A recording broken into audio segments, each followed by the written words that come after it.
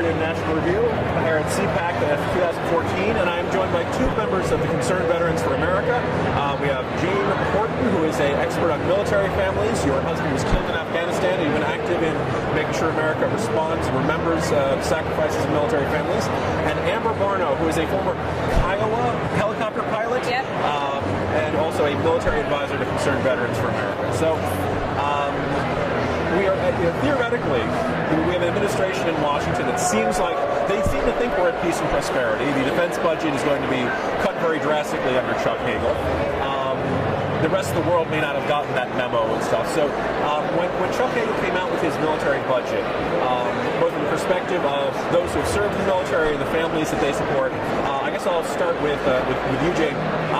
Did anything in those budget numbers concern you the most? Do you have a sense of how this is going to affect military families and what has them worried at this time? Yeah, for sure. They're taking out a lot of the programs that support military families during deployments. And I know that there's going to be a drawdown this year, but the support of the soldier is his family. That's the support system of him. So if the wife isn't happy and the kids aren't happy, the service member is not going to be happy. So it's important to make sure to continue to support them with programs on base to engage the families with one another, so the kids can have friends, at different bases after multiple moves. So it's very important with the budget that we keep the programs for the families, and a lot of them are being cut. Are the commissaries on military bases reopened? I know that had been one issue in the budget that had been, recently. So at least you got those reopened. The subsidies were what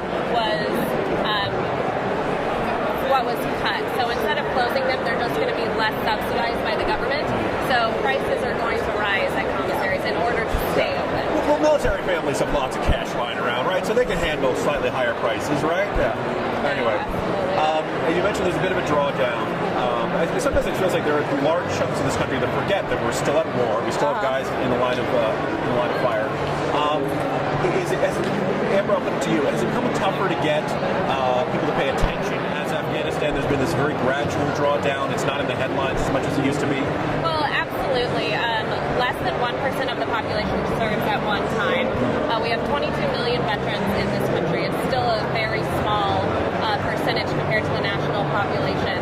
And as the Afghanistan war draws to a close, the civilian-military divide continues to grow.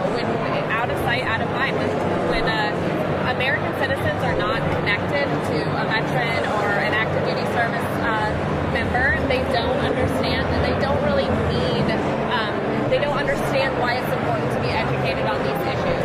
And so at Concerned Veterans for America, that's a lot of what we do, is awareness, making sure the population understands why it's important that we support people who understand what freedom means, and that it is not free, and what they could do to really support these people who come home from combat, serving in a war, have sacrificed so much, including their families, and they really need to come home to a Department of Veterans Affairs that's going to take care of their issues and their needs, not put them through the ringer, and have to deal with a bureaucracy that makes things a whole lot harder than they need to be.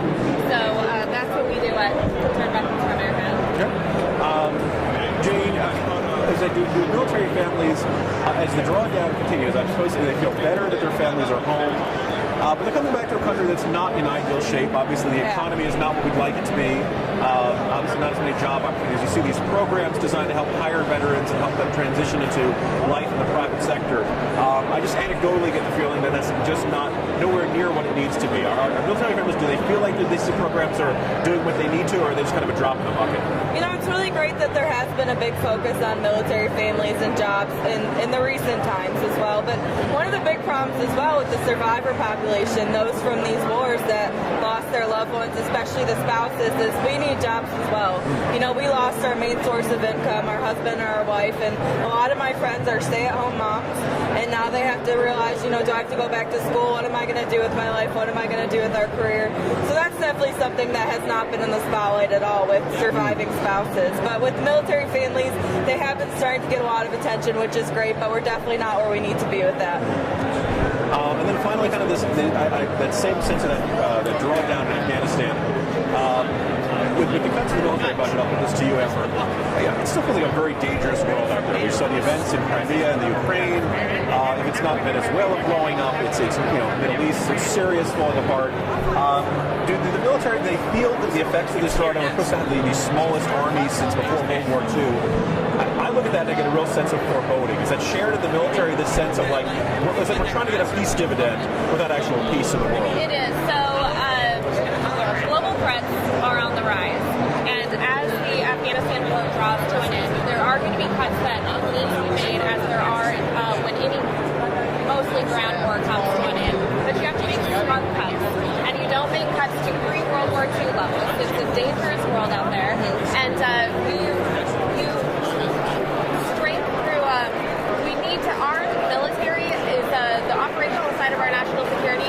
And when you cut that down, as soon as it was announced, look what happened. Putin invaded Crimea, and we're only going to see increases at that point. So it was an absolutely foolish decision of this administration to make, and it's only going to hurt our national security. Amber and Jane, I want to thank you for your efforts to help keep attention to Americans. It certainly, always will be in the forefront of our minds. And thanks very much for joining us on National Review. Thank you, sir. Thank you. Appreciate it.